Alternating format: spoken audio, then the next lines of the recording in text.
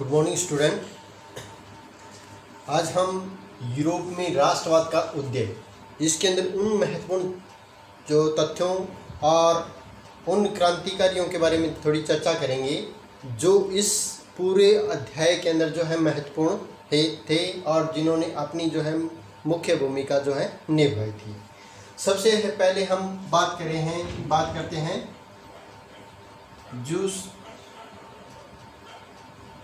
जूसेप्पे मैत्सिनी की, जिसने इटली के एकीकरण के अंदर सबसे महत्वपूर्ण भूमिका निभाई थी।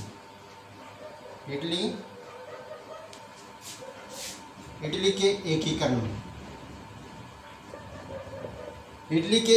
में मैत्सिनी के अलावा जो कावूर थे और गैरिबोल्डी, इन्होंने भी क्या है महत्वपूर्ण भूमिका अदा की थी। मैत्सिनी क्या था? एक क्रांतिकारी था। इटली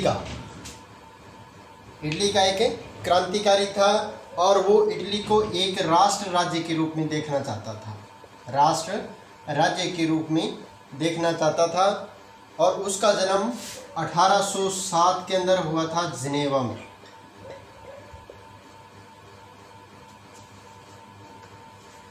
1807 में जिनेवा में उसका जन्म हुआ था और वो पूरी इटली को एक राष्ट्र राज्य के रूप में देखना चाहता था। क्या था? मैत्सिनी ने एक संयुक्त संगठन की जो है स्थापना की थी, या जिसे गुप्त संगठन का नाम दिया गया था। उसका नाम था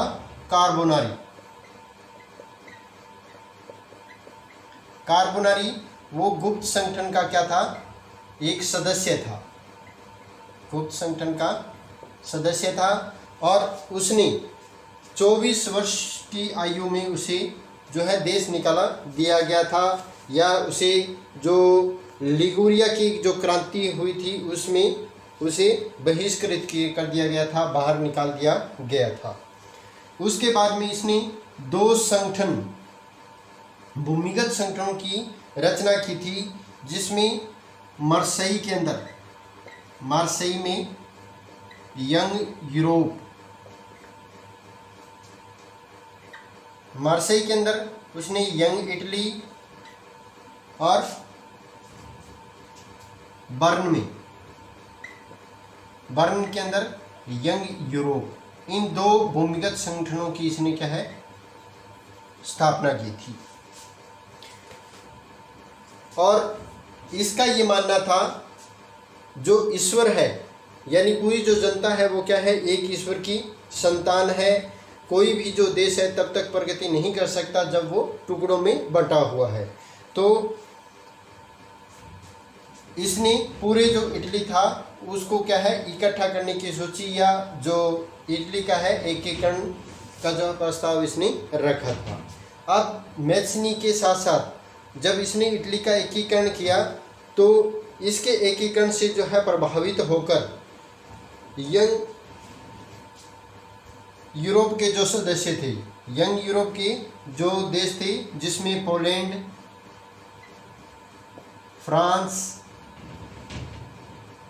और जर्मनी, इटली,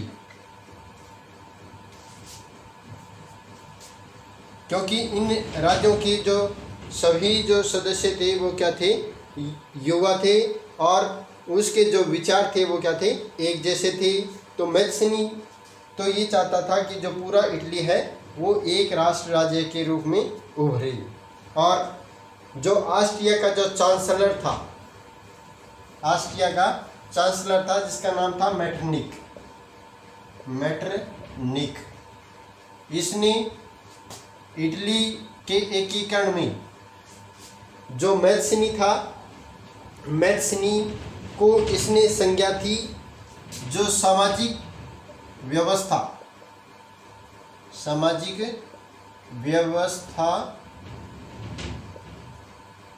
का शत्रु कहा था। किसको कहा था?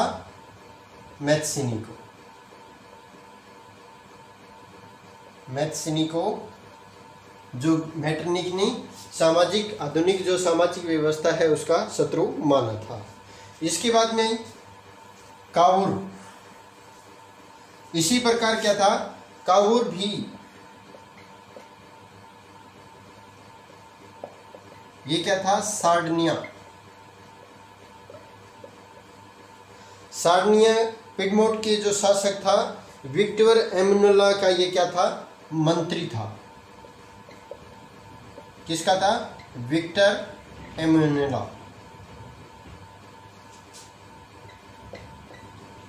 विक्टर एमनुएल का जो काबूर था वो क्या था, सार्डिनिया के जो शासक थे विक्टर एमनुएला का ये क्या था, मंत्री था।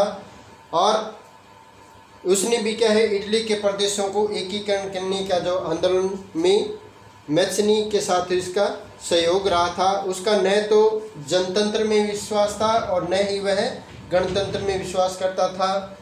वह एक क्रांतिकारी था और इतालवी भाषा में क्या बोलता था, फ्रेंच बोलता था। कौन सी भाषा में, इतालवी भाषा के अंदर वो क्या था, फ्रेंच बोलता था। और फ्रांस के जो शासक थे सार्डिनिया पिडमोंट कूटनीक संधि, जो सार्डिनिया की संधि हुई थी उसके पीछे जो काबूर का है वो महत्वपूर्ण हाथ रहा था। तो ये दो थी जिसमें काबूर और मैत्सनी ने इटली के एकीकरण में क्या है, महत्वपूर्ण भूमिका निभाई थी। अब हम बात करते हैं जो जर्मनिया और मरियन, जो फ्रांस की महिलाओं के प्रमुख नारी जो थी उनके रूप में जानी जाती थी, मारियान और जर्मनिया। मारियान और जर्मेनिया। जर्मेनिया किसकी थी, जर्मन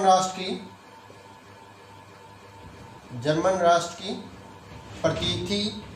इसके साथ साथ जो मारियन थी वो किसकी थी, फ्रांस गणराज्य की प्रतीक मानी जाती थी। और इन दोनों को ही एक नारी रूपक के रूप में पूजा जाता था। नारी रूपक के रूप में जर्मेनिया और मारियन को जाना जाता था। और 18वीं और 19वीं शताब्दी में जो अनेक राष्ट्रों को मानवीय रूप इन्होंने प्रदान किया था। 1850 में एक डाक टिकट 1850 में एक डाक टिकट निकाला गया था जिसके ऊपर मारियन की जो तस्वीर छपी थी।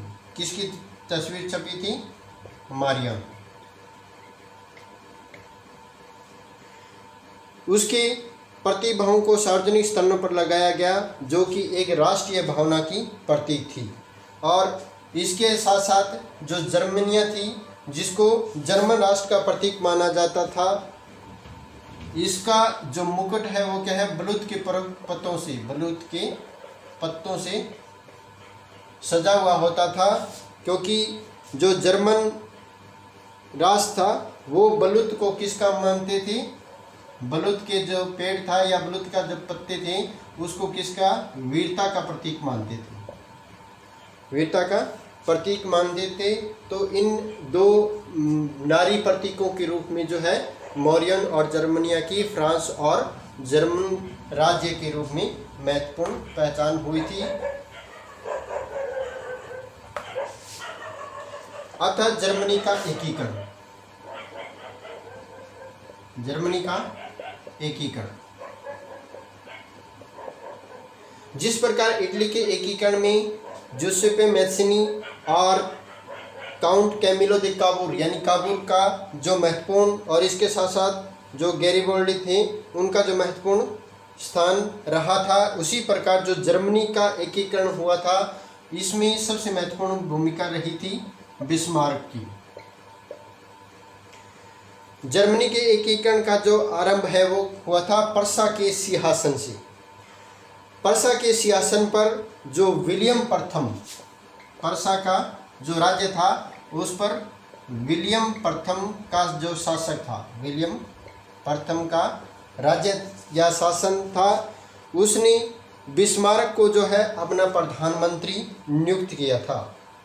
बिस्मार्क को क्या अपना प्रधानमंत्री नियुक्त किया था।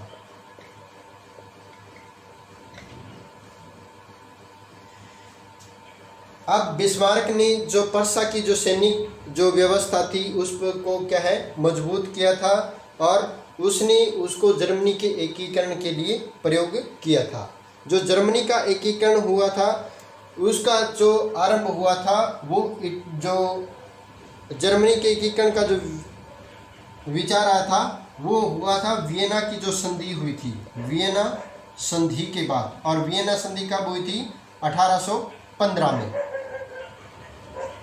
अब वियना कांग्रेस के बाद में जर्मनी के जो 30 राज्यों के, जर्मनी को क्या है जो 30 राज्य थे वो क्या थे, एक असंगठित के रूप में थे, यानी असंगठित थे। असंगठित का मतलब होता है डीडे डाले या इस पर इन राज्यों पर क्या है किसी का विशेष रूप से जो मजबूत जो है नियंत्रण नहीं था। तो जर्मन देश भक्तों ने जो इस 30 राज्यों का जो संघ था इसको क्या है इकट्ठा करने की सोची। तो 1848 में 1848 के क्रांति के मध्य जर्मनी के को एक सूत्र में बांधने का जो है प्रयास किया गया था। अब क्या था, पर्सा का जो राजा था, पर्सा का के राजा का जो यह लक्ष्य था वो पूरा नहीं हो सका था और इसके लिए जो है सबसे महत्वपूर्ण भूमिका निभाई थी बिस्मार्क ने। 1866 में 1866 के अंदर पर्सा का किसके साथ युद्ध हुआ था? ऑस्ट्रिया के साथ युद्ध हुआ था। ऑस्ट्रिया के से युद्ध किया उसने। जर्मनी के एकीकरण में ऑस्ट्रिया, जो जर्मनी का एकीकरण था उसमें ऑस्ट्रिया ही क्या है सबसे बड़ी बाधा थी, क्योंकि ऑस्ट्रिया जो था वो जर्मनी को एकीकरण के पक्ष में नहीं था और वह क्योंकि इसके साथ साथ जो फ्रांस था वो भी क्या है जर्मनी के एकीकरण के पक्ष में नहीं था। विभिन्न जो देश थे वो, क्योंकि जो जर्मनी का एकीकरण जब अगर होता तो उस समय जो जर्मनी था वो क्या है एक राष्ट्र राज्य के रूप में, जिस तरह इटली एक राष्ट्र राज्य के रूप में मैक्सिनी के सहयोग से बना था, उसी प्रकार क्या है जर्मनी भी क्या है एक राष्ट्र राज्य के रूप में उभर सकता था। इसलिए जो ये सभी जो देश थे जिसमें ऑस्ट्रिया और फ्रांस ये इसके एकीकरण के पक्ष में नहीं थे। बिस्मार्क ने विश्व की शक्तियों को क्या है तटस्थ किया और ऑस्ट्रिया को क्या है सेडोवा के अंदर पराजित किया था। 1867 में 1867 में इसमें क्या है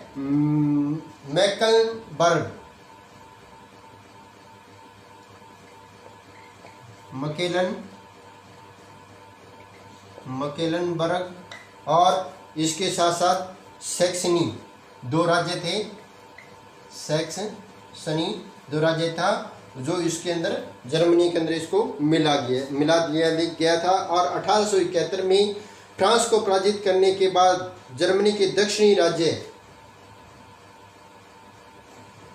की स्थापना हुई थी और पर्सा के राजा को समस्त जर्मनी का सम्राट जो है वो घोषित कर दिया गया था और इस प्रकार जो है एक जर्मन राष्ट्र राज्य का जो है निर्माण हुआ था। जर्मनी और जो इटली का जो एकीकरण हुआ था वो क्या है 1870 में दोनों का एक ही संधियों के दौरान हुआ था। अब हम बात करते हैं जो वियना संधि हुई थी 1815 में, लेकिन इससे पहले जो नेपोलियन का उदय हुआ था 1804 के अंदर, जिसको किसके नाम से जाना जाता है? नेपोलियन की संहिता के नाम से जाना जाता है, नेपोलियन की संहिता। और इसके बारे में मैंने आपको ये बताया था कि जो नेपोलियन का जो उदय हुआ था 1804 में, उस समय जो नेपोलियन था उसको क्या है एक प्रमुख जो राजा के रूप में लोग देखना चाहते थे।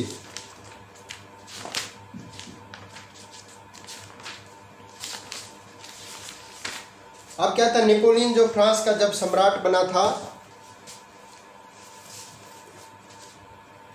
उसने अनेक प्रकार के जो क्षेत्रों के अंदर जो अपनी शासन व्यवस्था है उसको बचाने के लिए सामाजिक और जो प्रशासनिक सुधार उसने किए थे। नेपोलियन की जो संहिता 1804, जिसे नेपोलियन की संहिता के नाम से जानी जाती है, उसने क्या किया था, जन्म के आधार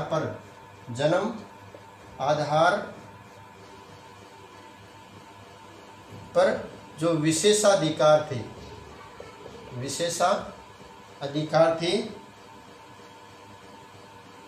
उनको क्या कर दिया था, समाप्त कर दिया गया था। इसके साथ साथ उसने संपत्ति के जो अधिकार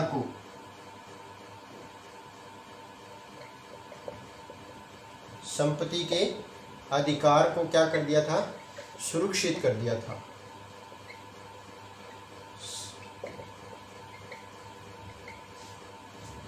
इसके साथ सामंत जो प्रणाली थी, सामंत प्रणाली को इसने समाप्त कर दिया। सामंत वो होते थे जो बड़े जमींदार या जो मजदूर जो लोग थे या जो बड़े किसान थे। इसके साथ साथ पूरे जो देश थे, पूरे फ्रांस के अंदर उसने एक मुद्रा का चलन किया था, एक मुद्रा का चलन, यानी एक राष्ट्र एक मुद्रा के रूप में इसने जो है पहचान बनाई थी। और इस पहचान के कारण क्या है, जो फ्रांस था उसका जो व्यापार है वो विदेशों के अंदर जो है बढ़ा था। और यातायात और संचार जो प्रणाली थी उसमें काफ़ी मात्रा में उसने सुधार किए थे। इसके साथ साथ जो एक समान कानून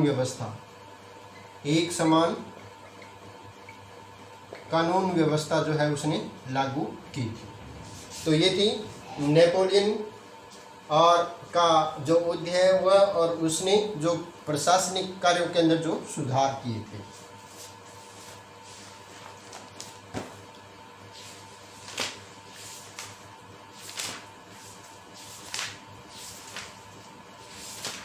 अब हम बात करते हैं जो वियना जो संधि हुई थी 1815 के अंदर। वियना संधि कब हुई थी, 1815 में। इस वर्ष ब्रिटेन, रूस, प्रसा और ऑस्ट्रिया के जो प्रतिनिधि थी वो क्या है, वियना में मिले थे। किस किस के प्रतिनिधि मिले थे, ब्रिटेन, रूस, प्रसा, ऑस्ट्रिया।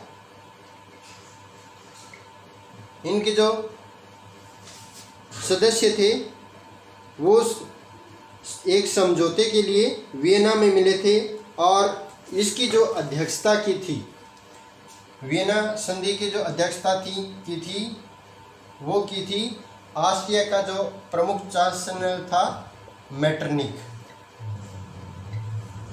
मेटरनिख ने इसकी जो है सदस्यता ली थी और इसने इसका जो है प्रमुख अध्यक्ष बना था। इन राष्ट्रों के प्रतिनिधियों ने मिलकर जो संधि तैयार की उसको ही क्या है, वियना संधि के नाम से जाना जाता है। अब वियना संधि के अंदर कुछ जो परिवर्तन हुए थे उसमें था क्या, फ्रांस के जो क्रांति के दौरान बुर्बो वंश को क्या है, यानी फ्रांस की क्रांति जब 1789 में हुई थी उस समय बुर्बो वंश का अंत हुआ था, बुर्बो वंश का जो है अंत हुआ था। तो इस दौरान जो 1815 की जो संधि हुई थी इसको क्या है, दोबारा बहाल कर दिया गया था या पुनः स्थापित कर दिया गया था। फ्रांसीसी क्रांति में जो नेपोलियन की ने जो प्रदेश जीते थे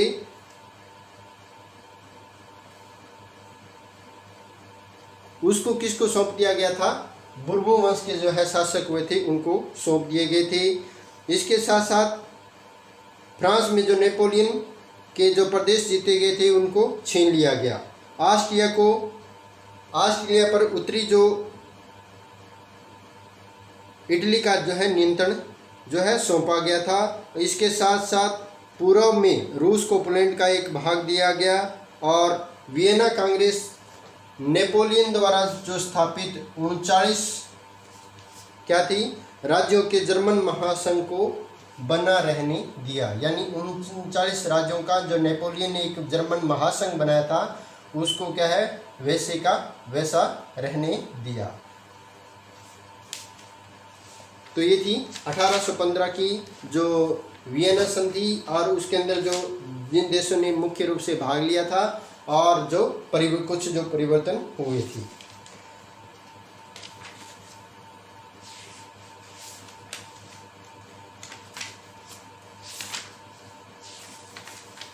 अब हम बात करते हैं कुछ महत्वपूर्ण प्रतीकों की। महत्वपूर्ण जो प्रतीक थे जिसमें सबसे प्रमुख है जो टूटी हुई जंजीर। टूटी हुई जंजीर जिसे किसका प्रतीक माना जाता था? आज़ादी का प्रतीक माना जाता था। आज़ादी का ये प्रतीक थी। इसके बाद में बलूत जो पतियों का मुकुट है, बलूत पतियों का मुकुट, और ये किस पर था? जो जर्मेनिया थी, जो जर्मन राज्य की जो नारी के रूप में मानी जाती थी या नारी का जो प्रतीक थी, उसके जो सिर के ऊपर बलूत की पत्तियों का जो मुकुट था। बलूत की पत्तियों को किसका प्रतीक मानते थे? वीरता का प्रतीक मानते थे, क्योंकि बलूत पेड़ को जो है जर्मन के जो राष्ट्र के जो लोग थे वो पूजते थे। इसके बाद में जो तलवार थी वो मुकाबले के लिए तैयार। तलवार को क्या है? मुकाबले में तैयार रहने के लिए प्रतीक के रूप में जाना जाता था। उगते हुए सूर्य की किरण, उगते सूर्य की किरण, उगते हुए सूर्य की किरण को नए युग का प्रतीक माना जाता था। नए युग का जो है प्रतीक जाना गया था। तो ये कुछ महत्वपूर्ण जो है प्रतीक थे। अब हम बात करते हैं ऑस्ट्रन रेनन की।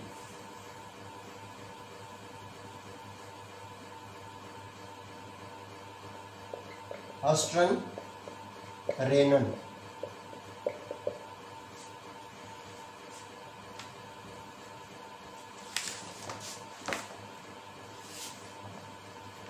जो ऑस्ट्रन रेनन था वो था फ्रांस का दार्शनिक।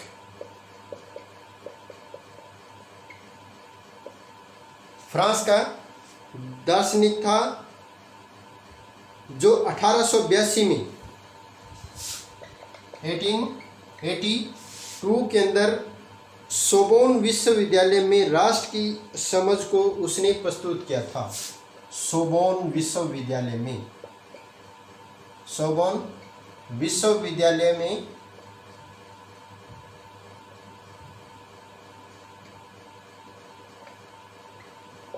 सोबोन विश्वविद्यालय में उसने राष्ट्र के रूप में अपनी जो है समझ को प्रस्तुत किया था। उसने एक निबंध लिखा था जिसका शीर्षक छपा था। एक निबंध लिखा था जिसका प्रमुख शीर्षक था राष्ट्र क्या है। राष्ट्र क्या है। इस निबंध में रेनन के लोगों द्वारा प्रस्तावित जो विचार है उसकी आलोचना हुई थी। राष्ट्र जो समान भाषा, नस्ल, क्षेत्र और धर्म से बनता है उसका ये मानना था। एक राष्ट्र जो लंबे प्रयासों, लगन और जो चरम बिंदु होते हैं उससे बनता है। इसके साथ साथ शौर्य, वीरता से युक्त अतीत जो होता है उसमें जो महापुरुष होते हैं, महापुरुषों का क्या है? प्रमुख जो है योगदान माना जाता है। प्रमुख योगदान एक राष्ट्र के निर्माण में महत्वपूर्ण होता है। और वो क्या है, एक गौरव के रूप में सामाजिक जो है पूंजी, उनकी जो महापुरुष होते हैं उसको जो समाज की या किसी भी राष्ट्र की जो है सामाजिक पूंजी के रूप में जाना जाता है। तो जिस प्रकार राष्ट्रीय जो विचार पर आधारित उसके विचार थे, अतीत के समान जो गौरव का होना, वर्तमान के सम्मान के की जो इच्छा करना, संकल्प का होना, इसके साथ साथ महान जो काम करना, ऐसे ही विचारों की जो प्रस्तुति है वो किसने दी थी, अस्टन रेनन ने दी थी। और अंत के अंदर जो राष्ट्र एक बड़ी और व्यापक एकता है उसका अस्तित्व होने का जो सबसे प्रमुख है वो क्या है, जनमत संग्रह। जनमत संग्रह के द्वारा है किसी भी राष्ट्र को क्या है मुख्य रूप से उबारा जा सकता है, क्योंकि जनता, उस अस्टर जो रेनन था उनका ये मानना था कि जो जनता है वो क्या है सर्वसम्मति होती है किसी भी राष्ट्र की, इसलिए जनता के जो अधिकार होते हैं वो जनता को पूर्णतः मिलने चाहिए और जनता की जो भागीदारी है वो भी क्या है किसी भी राष्ट्र के निर्माण में महत्वपूर्ण भूमिका निभाती है। तो ये थे आज के हमारे जो यूरोप में राष्ट्रवाद के उदय के दौरान जो क्रांति हुई थी, इसमें इटली का एकीकरण हुआ था, नेपोलियन की जो प्रमुख भूमिका रही थी, काबूर, मैसनी, बिस्मार्क और